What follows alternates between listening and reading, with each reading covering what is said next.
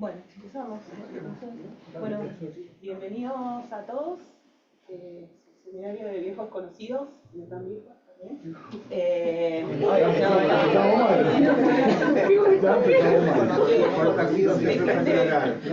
Adultos maduros. Peor hubiera sido conocidos viejos. La estaba amarrando, no, el lado administrativo de hablar de vejez. Bueno, no importa. Todos lo conocemos a Mariano, pero bueno, un breve resumen. Mariano es profesional principal de CONICET, actualmente trabaja en la DIORREM, anteriormente trabajaba en el laboratorio de ecofisiología y producción. A ver si me estoy acordando, es ingeniero agrónomo. Profesor también de la Universidad Nacional de Cuyo en diferentes facultades, principalmente trabajando y dando clases en áreas de restauración de tierras secas, degradadas principalmente por actividades productivas o económicas. Y en relación a su charla, Mariano está muy interesado desde hace tiempo en el vínculo entre el sistema científico y el sector productivo, social y productivo. Bueno, su charla el día de hoy se titula Experiencias sobre estudios y asesoramientos técnicos en proyectos y yacimientos mineros desarrollados en zonas áridas de Argentina y de Chile. Lo que vamos a hacer, porque tal vez se extiende un poquito por las preguntas, es a las 12 damos como el fin oficial al seminario y después los que quieran continuamos y tratamos la conexión. Bueno, buen día. Voy a tratar de contarles una historia, más que hacer una presentación, sobre mi experiencia particular en este caso, junto con otros compañeros de trabajo, en estudios y asesoramientos con empresas mineras. El primer trabajo que realizamos, lo realizamos por allá, por el año 2006, en el proyecto Potasio Río Colorado. El proyecto Potasio Río Colorado está localizado en Mendoza, en la zona de Malargüe, Cañadón Amarillo, 300 kilómetros de la ciudad de Malargüe y a 70 kilómetros de Rincón de los Sauces en Neuquén.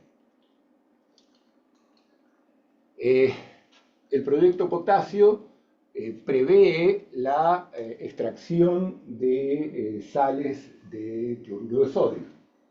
Esto se hace a través de un método que se llama minería por disolución, en donde en una locación similar a las locaciones petroleras, a través de tuberías se inyecta agua caliente hasta la roca que contiene el cloruro de sodio, que está a 800 metros o 1000 metros de profundidad, cloruro de potasio, perdón, pero juntamente con el cloruro de potasio hay cloruro de sodio. Después se forma una salmuera, esa salmuera es bombeada hacia afuera y llevada a las plantas de concentración, y en esas plantas de concentración, por distintos puntos de cristalización, se separa cloruro de potasio y del cloruro de sodio. El cloruro de sodio era lo que de alguna manera iba a quedar como un pasivo ambiental, que se iba a almacenar en una pila de sal, en una cuenca endorreica, con pilas de sal similares a las que están viendo ahí en distintas ciudades de Alemania donde se hacen procesos similares. Entonces, el primer trabajo que hicimos y por el cual nos contactó la empresa Río Tinto, les tengo que contar primero que Potasio Río Colorado ha pertenecido a distintas empresas. El proyecto Potasio Río Colorado. Originalmente, quien hizo la prospección fue Mineratea, una empresa argentina. De a Mineratea se la vende a Río Tinto y de Río Tinto la lleva hasta la declaración de impacto ambiental, consigue la declaración de impacto ambiental y posteriormente se la vende a la minera Vale, que es una empresa brasilera, que era la principal productora de hierro del mundo. El objetivo de Vale era abastecer el 75% de la necesidad de fertilizantes potásicos en Brasil. Por eso el interés. Pero en ese momento, estamos hablando del año 2006, nos contacta un gerente de Río Tinto para que le desarrolláramos un proyecto que previera revegetar las pilas de residuo salino, las locaciones y los caminos en el área minera. Ustedes dirán, ¿cómo hacer para revegetar esa pila de sal? Perdón. Sí, hagamos algo con esto, para Dale. que no te caigas. Bueno, todavía no me caigo. Cuando me caigan. Está grande ya. Sí, aparte no me- Vamos mal. Bueno, de este primer proyecto, ahí están las personas que participaban, muchos de ellos ya jubilados, algunos quedan, algunos en ese momento eran becarios, como era el caso de Rodrigo Paul, bueno, no, el negro Camín no era becario, ya era profesional. Sí era Nancy Mantován en ese momento. Si bien Rodrigo, el grupo de CODES, donde estaba Luis Marone y donde también estaba Sergio Camín, participaron en una parte del proyecto que era el estudio del banco de semillas de suelo. Bueno, aquí tienen un joven equipo de trabajo. Esta foto tiene 16 años o 17. Acá lo ven también a Gualberto Salazar y a Hugo de Bandi, que eran parte también del equipo que participó del proyecto. Y abajo lo ven a un joven licenciado Paul, ahí con casquito, acompañándonos en un determinado momento. Vamos a vuelta. Bueno, como se trataba de llevar adelante un proyecto de revegetación o de vegetación de la pila de sal, más locaciones, más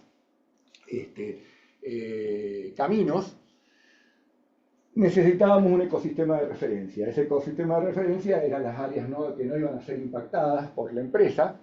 Entonces se hacían estudios de vegetación, point cuadrada, densidad, etcétera, etcétera, etcétera. Y por supuesto el estudio de banco de semillas de suelo para ver si acelerábamos el proceso de restauración a través de la roturación del suelo y la irrigación, siempre y cuando hubiera un banco de semillas activo. Dale con esto. Bueno, indudablemente sobre una pila de sal no se puede plantar absolutamente nada y que sobreviva.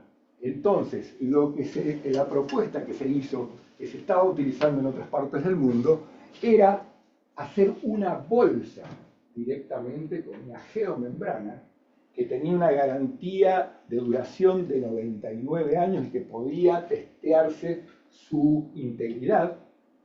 Y sobre esa bolsa, que contenía la sal, se formaba directamente un nuevo suelo. La idea de la empresa era tratar de integrar al paisaje la pila de sal, no dejarla como en otras ciudades de Europa. Entonces, bueno, se hizo un cálculo ingenieril y se diseñó esta pila de sal. Y por otro lado, se le proporcionó a la empresa una serie de plantas que podían ser utilizadas para la revegetación, o para la vegetación, mejor dicho. Esto termina en el 2007. Una cosa que tiene que quedar claro es que todos estos proyectos que les voy a mostrar se hicieron bajo convenios con ISET empresa. Todos.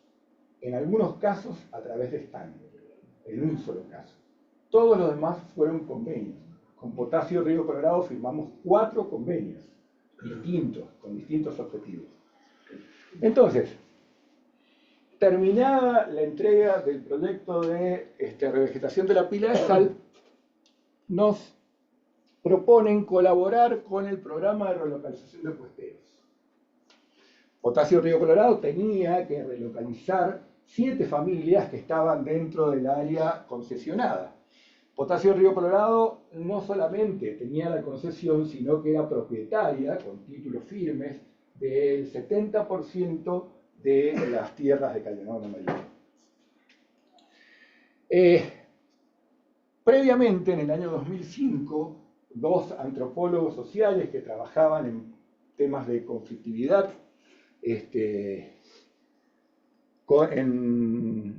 tanto de CONICET como de la Universidad de Buenos Aires, Juan Carlos Radovich y Alejandro Balazote, habían trabajado para la empresa haciendo un estudio y encuestas para evaluar si los puesteros estaban dispuestos o no estaban dispuestos a relocalizarse.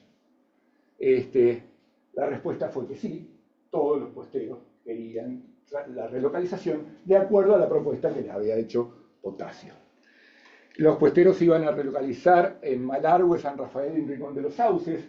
Como estaban, acuérdense que los puesteros viven más cerca de Rincón de los Sauces que de Malargüe, por lo tanto tenían familiares en Rincón de los Sauces y algunos se relocalizaron en Rincón de los Sauces con otro tipo de proyecto. Ahí es donde le piden el asesoramiento técnico al Instituto Argentino de Zonas Áridas para llevar adelante o para colaborar con este programa de relocalización de puesteros. Este programa empieza en el 2008 y terminó este año. Hubieron renovaciones y renovaciones y renovaciones y renovaciones hasta que se terminó de relocalizar el último puestero. No le pego. Acá tienen el convenio, uno de los convenios.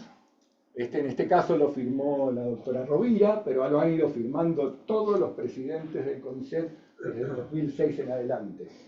¿Sí? Salvareza, Checato, que firmó el último, y la última presidenta del CONICET, la última renovación. Pero en todos los casos, como les decía, todos los proyectos que les voy a mostrar, todos fueron firmados y avalados, tanto por la presidencia de CONICET como por la dirección del instituto, que tenía que hacer el pedido, los distintos directores. Importante saber, uno hace el pedido a CONICET, la gerencia de vinculación tecnológica en Buenos Aires hace un estudio con sus abogados y después se lo lleva a la gerencia de asuntos legales, la de Alan Temiño, y hacen otro estudio más y recién ahí va a la firma de la presidencia. Cada proceso de firma de estos convenios llevó no menos de 3 meses. El más rápido salió a los 3 meses, el más lento a los 6. En algún momento la empresa iba a Buenos Aires a pedir la renovación del convenio. ¿En qué consistió el asesoramiento técnico?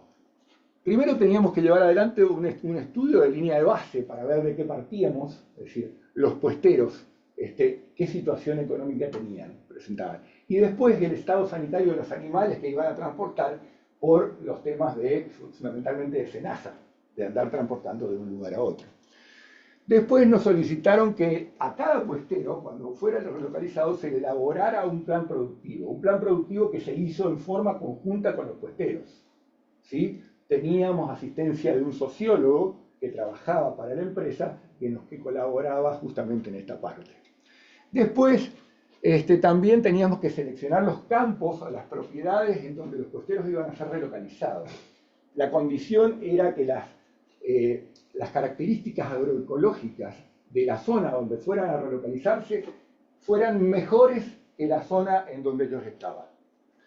Bueno, por supuesto, acá en los proyectos productivos en muchos casos eran proyectos de ganadería, entonces participábamos en la elección de los animales, en la infraestructura necesaria, corrales, molinos, bombas solares, etc. La evaluación del material vegetal, porque algunos desarrollaron actividades agrícolas, y una asistencia permanente in situ, que en algunos casos llegó hasta los 16 años. Es decir, visitamos a los puesteros 16 años. Acá tienen un anexo fotográfico para que vean algunas fotos. Esta es el área dentro del área del proyecto, donde pastoreaban cada uno de los puesteros sus animales. En cada uno de esos sitios nosotros hicimos una evaluación de la receptividad ganadera, para después elegir sitios que tuvieran mayor receptividad ganadera que los sitios de los cuales partían. Que es una condición que ponía la empresa, ¿no? Bueno, acá también hicimos valoraciones una valoración económica de las viviendas que tenían los puesteros, que se valoraban más aquellas que tenían acceso al agua, y también el estado del rodeo. Es decir, se valoraba también el rodeo. Bueno, acá tenemos también a dos, en ese momento eran becarios, Sebastián Páez y Vanina Egea, que eran los veterinarios que nos daban una mano con todos los estudios sanitarios. Y dale, con la pega. Acá, bueno, otra foto. Bueno, y vamos a los planes productivos del proyecto Potasio Río Colorado. En algunos casos era la cría de ganado caprino, en otros casos la cría de ganado bovino, y también los que se relocalizaban en el Rincón de los Sauces, proyectos agrícolas como la producción de heno de alfalfa, o la crianza de porcinos, o la producción de huevos de granja. Ya voy a aprender. Bueno, importante, teníamos que estar haciendo informes permanentemente. Durante los primeros 4 años estábamos yendo cada 15 días, una semana, visitando a cada uno de los puesteros. Fue un esfuerzo bastante grande desde ese punto de vista, pero también satisfactorio. Señor, ¿quiere que alguien le pase la...? No te al revés y cosas. En la conclusión, no, está así. No, ponelo vos. Vamos a los resultados de las conclusiones.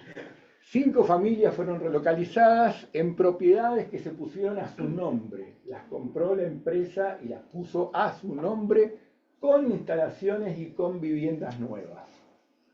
2 familias fueron compensadas, ya que por cambios en el proyecto no iban a ser afectados, pero sí iba a ser afectada parte de su lugar de pastoreo. Entonces, se elaboraron 6 proyectos productivos que fueron elaborados y ejecutados para las 5 familias que se relocalizaron y para una de las familias compensadas que se les compró una finca en Rincón de los Sauces para que desarrollaran huerta. Ella dice que el CONICET, la Fundación CRISIT y los grupos participantes del proyecto recibieron beneficios económicos materiales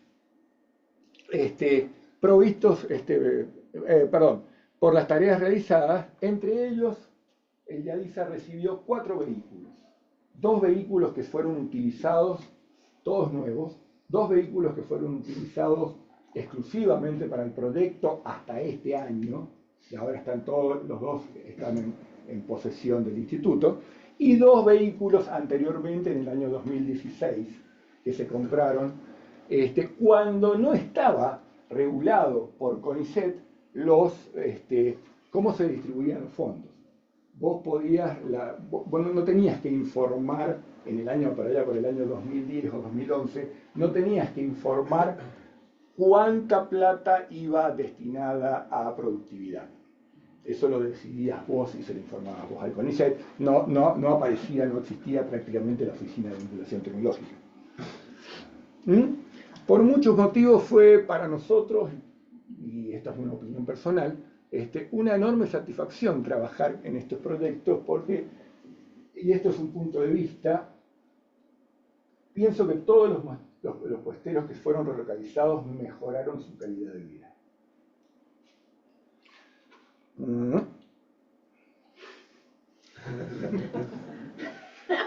Dentro de eso vamos con otros convenios, no solamente trabajamos con los puesteros, sino que mientras trabajábamos con los puesteros hicimos un convenio para el desarrollo de tecnologías de revegetación en las zonas de locaciones, en donde encontramos que la zampa y la jarilla con 2 gotitas de agua crecían y crecían mucho. También hicimos el diseño de un parque xerófilo para el nuevo campamento que tenía Potasio Río Colorado. Acá participaron Jesús Páez, más una paisajista que no trabajaba en el instituto, más un ingeniero agrónomo que había sido investigador de CONICET, Manuel Horno, y que era especialista en grandes espacios verdes, porque era un proyecto combinado. Había una pequeña parte de espacios verdes tradicional y el resto era un parque xerófilo. Pero no solamente se hicieron estudios, hizo estudios el instituto financiados por Potasio Río Colorado. También hubo trabajos de arqueólogos, de los arqueólogos del sur, del IDIVEA, del grupo del Fito Gil, que hicieron rescate en un yacimiento que se encontró en uno de los sitios donde estaban los puesteros, y también Diego Escolar, un antropólogo social que ahora tengo entendido que anda por San Juan, colaboró con nosotros en el seguimiento del proceso de relocalización de puesteros. Esto fue muy difundido, Bernardo González Riga haciendo recuperación de fósiles. Y por último, la última vivienda que se les construye a la última familia que se relocaliza, la dirección técnica de la obra y el proyecto lo hace gente del INAE, lo hace Jorge Michel y el ingeniero Javier Gadaro, pertenecientes al INAE. Todo financiado, vuelvo a decirles, por Potasio Río Colorado. Ya va a salir. Lo saco, termino con Mendoza y me voy hacia Catamarca. Un proyecto de metodologías de revegetación con plantas nativas en zonas áridas impactadas por la actividad minera bajo de la lumbrera. Open pit, producción de cobre, oro y molibdeno. Extracción. ¿Sí? Para que tengan una idea, ese open pit o ese agujero tenía, cuando nosotros estábamos ahí, el diámetro mayor era de 1.2 kilómetros y la profundidad de 800 metros.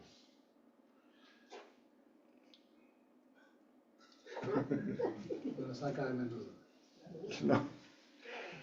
Bueno, estaba localizado, ahora está en etapa de cierre de mina, está localizado en la provincia de Catamarca, Gualfín, departamento de Belén, a 400 kilómetros de San Fernando y a 320 kilómetros de San Miguel de Tucumán.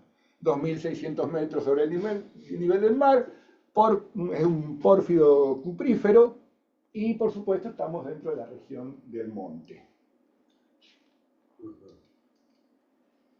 Bueno, ahí el contacto lo hace una consultora ambiental que se llamaba Ausenco Vector, que no está, existe todavía, y nos solicita llevar adelante esa parte del estudio.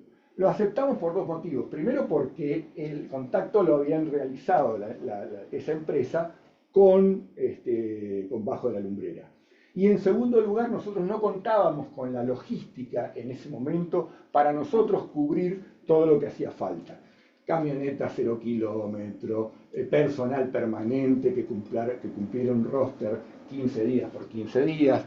Entonces nosotros funcionábamos como unos asesores y el convenio se firma con CONICET Ausenco Vector, que al principio se firma un convenio por 2 años, convencimos a la gente de la lumbrera que de que en 2 años no podíamos hacer nada y se extendió 3 años más y duró 5 años ese convenio.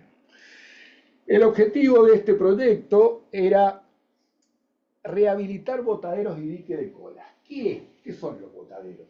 Los botaderos son los sitios en donde se vuelca todo el material que para el minero no sirve. ¿Sí? Por ejemplo, ustedes saben que en la extracción de cobre, de la roca, de toda esa roca que se sacaba del open pit, solamente hasta un 10% se utiliza. El 90% restante va a parar al botadero y queda en forma de montañas o cerros que tienen una superficie, tenían en ese momento una superficie aproximada de 15 hectáreas y 30 metros de altura cada una, y habían 5 de esas. ¿Sí? Roca. Ahora, ¿qué problemática ambiental tenía esa roca? Esa roca, que le llaman en la jerga minera le llamaban estériles, no porque fuera estéril, sino porque no tenía la ley suficiente o la concentración de mineral para extraer de forma rentable el mineral. Entonces, esa roca tenía, imagínense, sacamos rocas de 800 metros de profundidad que no están en contacto con el aire, que no están en contacto con el agua, y las traemos a superficie. Si esas rocas tenían sulfuros o bisulfuros metálicos que, por ejemplo, la pirita, que es un bisulfuro de hierro. La pirita, cuando la poníamos en contacto con el oxígeno y con el agua, nos generaba ácido sulfídrico o, en el peor de los casos, ácido sulfúrico. Ese ácido sulfúrico podía, de acuerdo a la concentración que hubiera y a la cantidad, podía llegar a las cadenas tróficas e inclusive a los cauces de agua superficial. Entonces, se generaba lo que se llamaba el drenaje ácido de roca, y era la problemática ambiental que tenían. Entonces, la empresa empieza a trabajar en el encapsulamiento. Parece que la cápsula está de moda, y se deciden encapsular ese material estéril con un espesor de 2 metros de materiales de arcillas mormorioníticas sacadas del mismo open pit, que no tenían el problema, no tenían presencia de esos sulfuros, llamados Barrencore y epidotoclorita. Esos eran nombres que no existen en la jerga edafológica.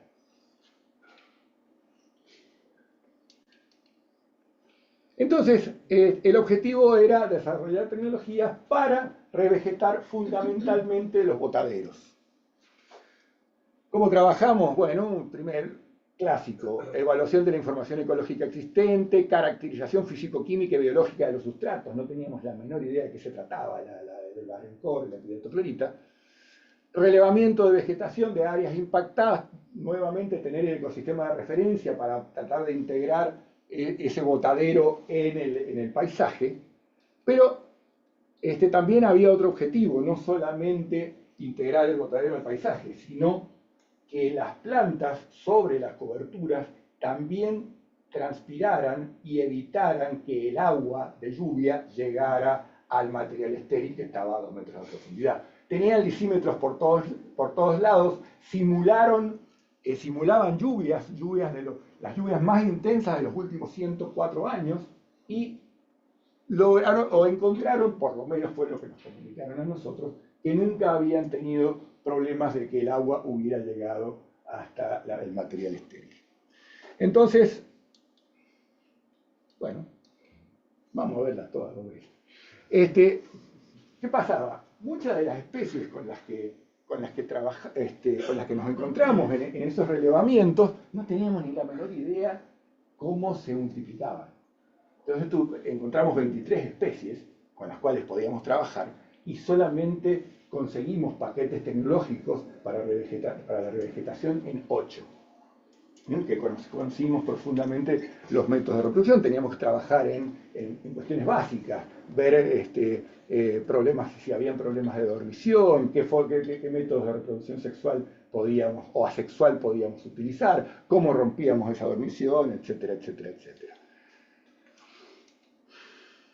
Bueno, también definimos las áreas que eran plausibles de revegetación. Se hicieron estudios de banco de semillas del suelo, a ver si podíamos utilizar, si había un banco activo, podíamos utilizar ese topsoil para acelerar el proceso de restauración. Seleccionamos especies que morfofisiológicamente creíamos que podían, o inferíamos que podían tener un buen comportamiento en ese ambiente. Hicimos estudios fenológicos de recolección de semillas, análisis y conservación de germoplasma, y montamos un pequeño banco de germoplasma bajo de la lumbrera. La recolección de semillas fue para nosotros una gran sorpresa. Cuando nos tocaba trabajar, cuando tuvimos que salir a recolectar compuestas, asteráceas, resulta que nos encontrábamos con que de lo que teníamos previsto que teníamos que recolectar, nos encontrábamos con que el 90% del germoplasma que recolectábamos eran semillas vanas o con los embriones mal formados. Por lo tanto, pérdida de viabilidad, pérdida de poder germinativo, tuvimos que multiplicar por 10 las cantidades estimadas de semillas que teníamos que recolectar con esas especies. Bueno, también tuvimos que desarrollar técnicas de producción de plantines de vivero y finalmente con esos plantines o con las semillas hacer experiencias de trasplante en los botaderos y en el dique de colas, ya sea con trasplante o con siembra directa, que nosotros ya habíamos informado a la empresa que suponíamos que no iba a fracasar con todo éxito. ¿Sí? Sin embargo, la empresa insistió. ¿Por qué? Porque las densidades de semillas que necesitas para, en estas condiciones, lograr establecimiento de plantas era enormemente grande y no se contaba con esa cantidad de semillas. Sin embargo, se hizo la prueba para demostrarles que efectivamente no funcionaba. Bueno, esta era la zona plana de un botadero. Esto es con Barrencourt. Esto es una foto de el trasplante, los ensayos. Ahora les voy a contar de qué se trataban. En abril del 2010. Y esta es una foto de marzo del 2011. Y después, esto ya es en el 2012, para que tengan un panorama de cómo iba evolucionando la revegetación. Este es epidotoclorita, un material quizás un poco más fino, una arcilla más fina, que tenía una mejor retención de humedad, y que se establecieron los ensayos en noviembre del 2009, 15 hectáreas de ensayos nos hicieron poner. Nosotros podíamos sacar conclusiones en 1,5 hectáreas o menos, pero ellos querían mostrar cosas. Entonces, bueno, está bien, metimos repeticiones a lo tonto. Pero bueno, lo terminaban pagando ellos, de todos modos, y ellos lo querían hacer así, pero todo tuvo su diseño estadístico, etcétera, para que permitía una evaluación. Bueno, esta es una foto del 2009-2011, y acá ven una foto del 2012, las plantas que fueron reproducidas agámicamente, aquellas especies reproducidas agámicamente, eran más precoces, entonces generaban semillas y esa semilla empezaba a producir una regeneración natural, que es lo que de última se busca. También se trabajó en taludes con distintos tipos de mulching. La hidrosiembra fracasó con todo éxito, como era de esperar, y el trasplante sí funcionó bien. Algo similar hicimos en la zona de dique de colas, y también, nuevamente lo mismo, la tumba quedó como tumba y el trasplante funcionaba. Resultados de este trabajo.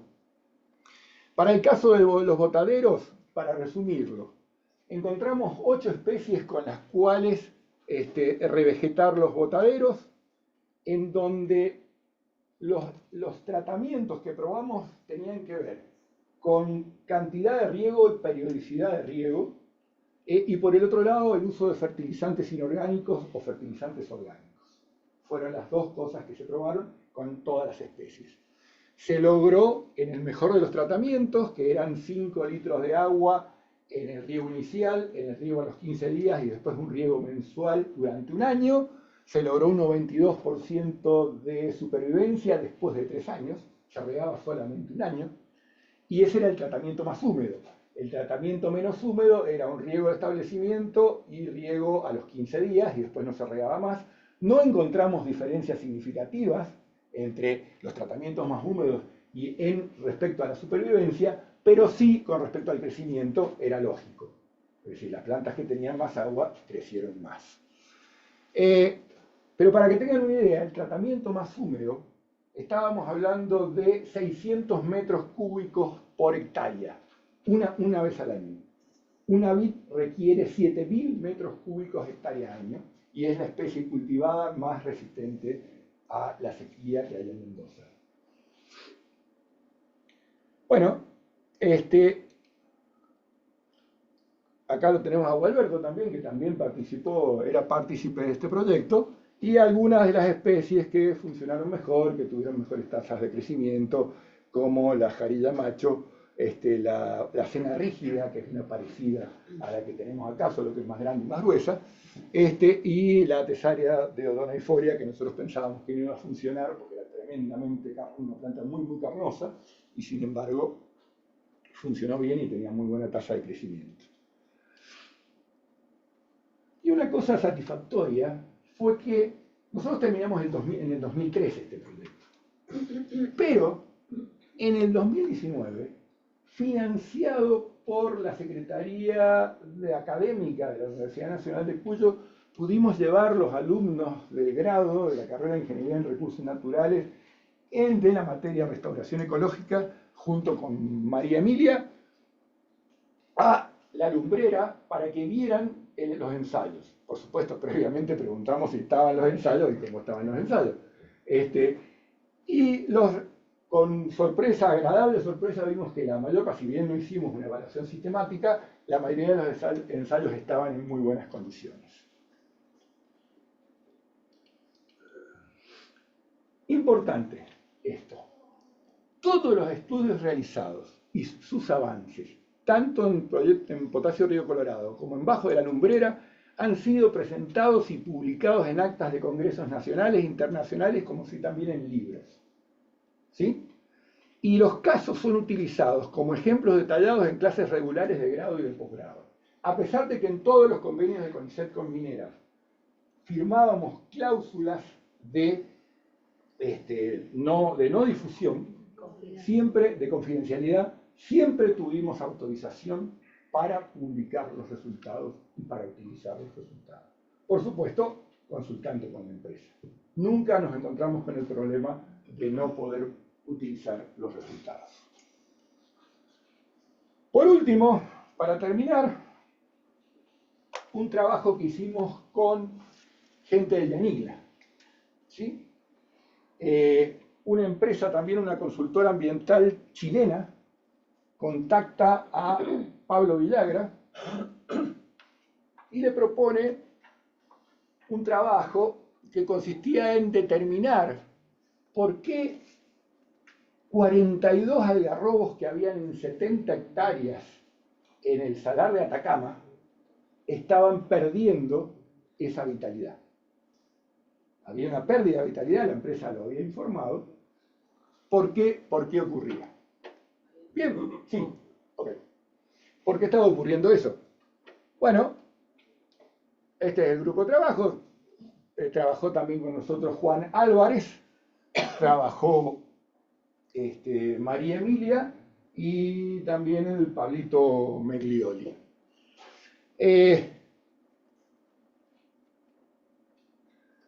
Bueno, como les decía, 42 algarrobos en 70 hectáreas y que mostraban síntomas de pérdidas de vitalidad. ¿Cuál era el problema? ¿Cuál era la problemática? Que la Superintendencia de Medio Ambiente de Chile adjudicaba esa pérdida de vitalidad de esos 42 algarrobos al descenso de la freática. Porque si bien la empresa no utilizaba el agua para la operación, sí la utilizaba para limpiar todos los ductos por donde transportaban la salmuera. Entonces, sí, efectivamente se había demostrado que la freática, que estaba a unos 30-35 metros de profundidad, había descendido 2 metros. Eso era un hecho. Entonces, los técnicos de la Superintendencia de Medio Ambiente, ustedes saben que en Chile los recursos naturales son nacionales, no son provinciales, entonces adjudicaban la pérdida de vitalidad a ese descenso de la freática. Entonces, lo que de alguna manera se nos pedía a nosotros era demostrar si eso era así o no era así. Entonces, ¿qué hicimos?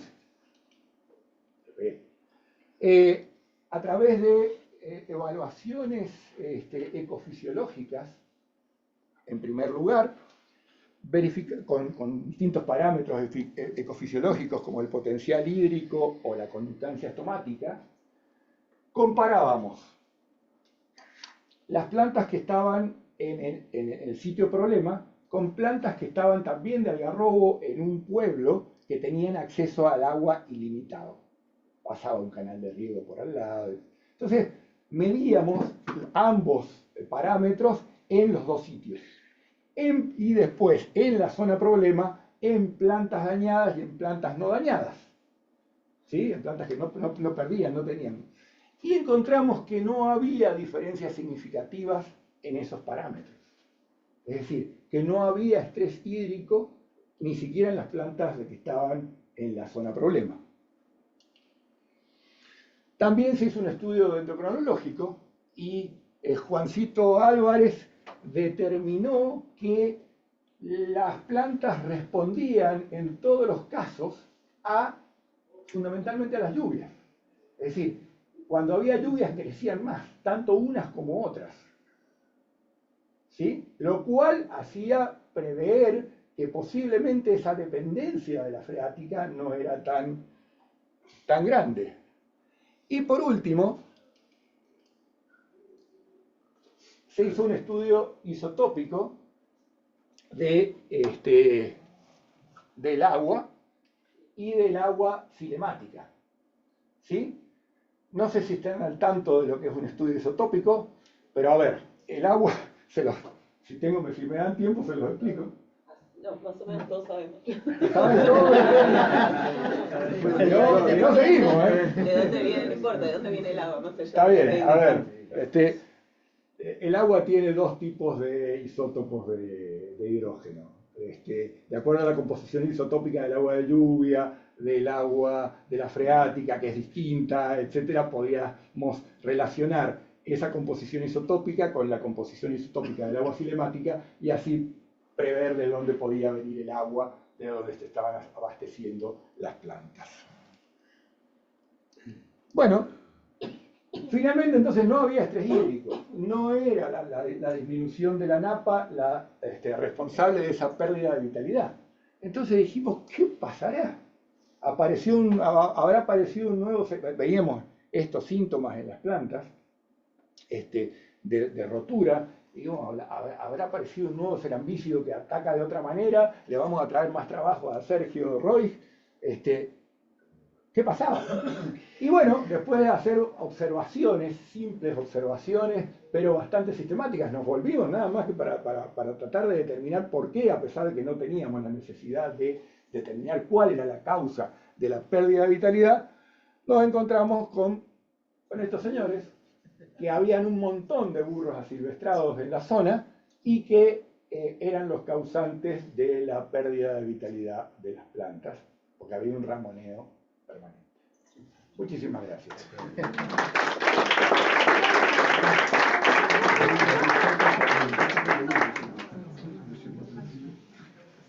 Bueno, abrimos entonces las preguntas. Vamos a intercambiar entre el chat y la sala. Si alguien tiene alguna pregunta Sí. En las montañas de sal, dijiste que usaban estas membranas geotextil que duraban, no recuerdo si eran 95 o 99 años. 99 años. ¿Qué pasa después? ¿Se pierde toda la vegetación o ya con el suelo que se formó se supone que por más que se rompa la... O sea, ¿estamos pateando el problema para 100 años para adelante? No, a ver, justamente, como tienen unos, ahora son tecnologías que no las conozco profundamente, hay sensores que te determinan dónde se rompen, entonces vos las podés emparchar. Se hacen parches para continuar con el trabajo. Yo no soy un experto en eso, ¿no? ¿Quién lo haría eso? Porque la empresa ya no va a estar dentro de 100 años ahí vigilando. ¿Cómo? ¿Quién va a hacer eso? Las empresas cuando hacen el cierre de minas son responsables hasta 25 años después del cierre. Pero estamos hablando de 100 años. Y supongo que lo tendrán que asumir los gobiernos que deciden o aceptan que eso se haga así. Y si no, quedará una pila de sal como en el caso de los alemanes, que queda la pila de sal. La mayoría de los casos es del Estado, dejan las empresas los pasivos y es responsabilidad del Estado velar para que la empresa lo cumpla o no. No, pero lo que dice es que la empresa a los 25 años, el cierre de mina dura 25 años, ¿cierto? A los 25 años la empresa se va, nunca más. El Estado se hace responsable de eso. Totalmente, todo el tiempo, incluso dentro de los 25 pero se hace responsable económicamente también. Y en la misma línea, pero a más corto plazo, ustedes decían que en el otro proyecto donde tenían la revegetación en la pila de rocas, sobre la roca, era por 5 años. ¿Qué pasa si al término de los 5 años por 5 años había cosa? El contrato que ustedes tenían, el convenio que ustedes tuvieron duró, primero era 2 años, y después le damos a 5 en total. Sí. ¿Qué pasa si después de ese plazo se murieron todas las plantas Bueno, fuimos en el 2019 y no se habían muerto. Pero supongamos que sí. Sí, Que eso, la empresa tiene que volver a hacer. tendría que volver a hacer los estudios. ¿Y cuánto tiempo para adelante está obligada la empresa Una a vez hacerlo? producido el cierre de mina, la empresa en este momento está utilizando la metodología que desarrollamos nosotros para revegetar 600 hectáreas de botaderos. ¿Sí? Nosotros trabajamos en 15. Lo están haciendo en este momento utilizando esta metodología. El cierre de mina tiene previsto una duración de 25 años. O sea, durante 25 años la empresa, la última empresa, es la responsable de hacer el cierre de mina. Y para eso, al principio, cuando decide hacer la explotación, tiene que depositar un seguro. Y se lo devuelven cuando hace el cierre de mina. Todo depende de que los gobiernos lo cobren o no lo cobren, obviamente. Mariano, y antes de que crezcan las plantas, que se fue estudiando qué pasaba con el agua, por ejemplo, porque si tardaban poner 3, 5 años en crecer para evaporar los posibles contaminantes que iban a llegar a la... En realidad lo que evaporaba es lo que querían evaporar era agua.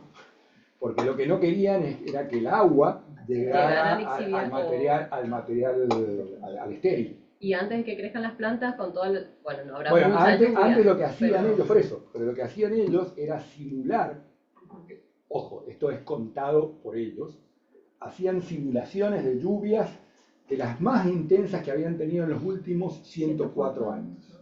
¿Sí? Hacían simulaciones y con lisímetros evaluaban si el agua llegaba o no llegaba al estéril después de atravesar esa capa de 2 metros de epidoto, clorita o de barrenco. Y no llegaba en teoría. Y no, en el periodo ese, por lo menos lo que nos contaron es que no había llegado. Nosotros no vimos nunca que hubiera llegado y veíamos los lisímetros. Y estuvimos 5 años, íbamos una semana al mes, prácticamente. Mariano, Sí. te hacen una pregunta en el chat. Dicen que Gustavo no escuchó bien por qué los burros causaban la pérdida de vitalidad de los agarros. Porque los ramoneaban. Gustavo los ramoneaban, se los comían. También nos preguntan si luego se puede enviar la presentación, si se puede compartir. Sí.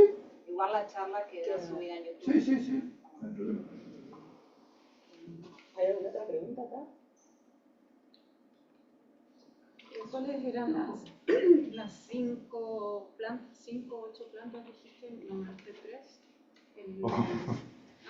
A ver, las tenés. eran la rea de Ibaricata, era Sucagnia puntata, Tesalia donifolia, Sena rígida,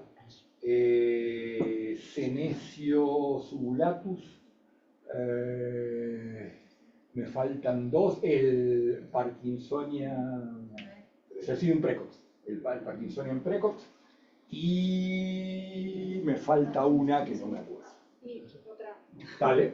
que con esta situación de que vieron que habían tantas semillas fértiles, Sí. tuvieron que aumentar el grado de recolección, ¿estudiaron el efecto de tanta recolección en las zonas donde ustedes recolectan? Lo que pasa es que recolectamos siempre dentro de la propiedad de la mina. Entonces no nos preocupamos. Pero recolectaban semillas en un lugar para restaurar en otro, Siempre pero a la vez... dentro del área de la mina. No vimos. Pero no no vieron vimos qué pasa, efecto vimos. tenía la No, recolección de semillas. sinceramente no. No. No, en absoluto. Continúo con una pregunta en esa Ok. línea. Pregunta Pablo. ¿El tema de las semillas mal formadas son viables? ¿Es así naturalmente en esas especies o tendría que ver con la ubicación en el área de explotación? No, es bastante común en las asteráceas encontrar baja de los problemas de semillas vanas y en el monte por lo menos, y de falta y de embriones mal formados. Es bastante común, sobre todo en las compuestas, en las asteráceas. En el monte, por lo menos. Sí, Pablo. Adriano, CONICET, en alguno de estos proyectos que vos mostraste, ¿hubo inconveniente o manifestó algo de la parte legal en firmar convenios con empresas privadas de este tipo? No, nunca. Inclusive en varios de los informes que nosotros enviábamos a Potasio Río Colorado, fundamentalmente, nos pidieron que se los enviáramos. Y había una evaluación, había un seguimiento de cómo iba el proyecto. Era un proyecto extensísimo y a CONICET le llamaba la atención que durara tanto tiempo. Les digo más, hubo una anécdota. Una vez vino una auditoría al CCT, por allá por el año 2013, 2014, que la auditoría la dirigía el doctor Charró, no sé si se acuerdan, en donde se venía a evaluar al CCT y a todos los institutos. Y una de las cosas que pide la auditoría que viene, que habían gente de la Universidad de La Plata, de una universidad brasilera, no era solamente gente de CONICET, era gente de distintas partes, pide que si por favor podían venir las autoridades de Potasio Río Colorado, porque querían conocer la opinión de la relación de Potasio Río Colorado con Illavisa.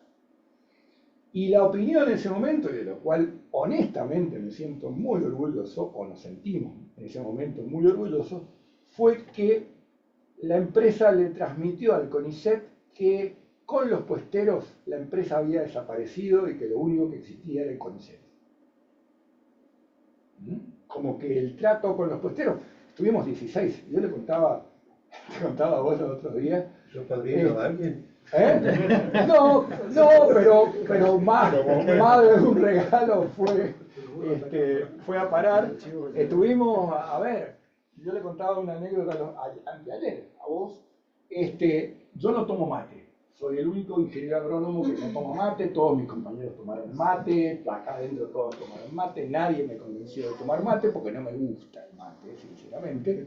Pero cuando llegabas con los puesteros, ya me había pasado en Telteca. Cuando llegabas con los puesteros, tenías que tomarte un mate para que te dieran bolas, sobre todo al principio, porque si no, no te pasaban ni 5.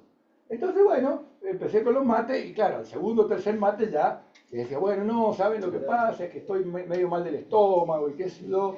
Y pasaron así durante 3 o 4 años hasta que ya el tercer o cuarto año ya les decía, no, mirá, de entrada, les decía, mirá, no, estoy mal del estómago, no puedo tomar mate, qué sé yo. Y al quinto año me vienen y me dicen, Mariano, ¿quiere que le sirvamos un tecito?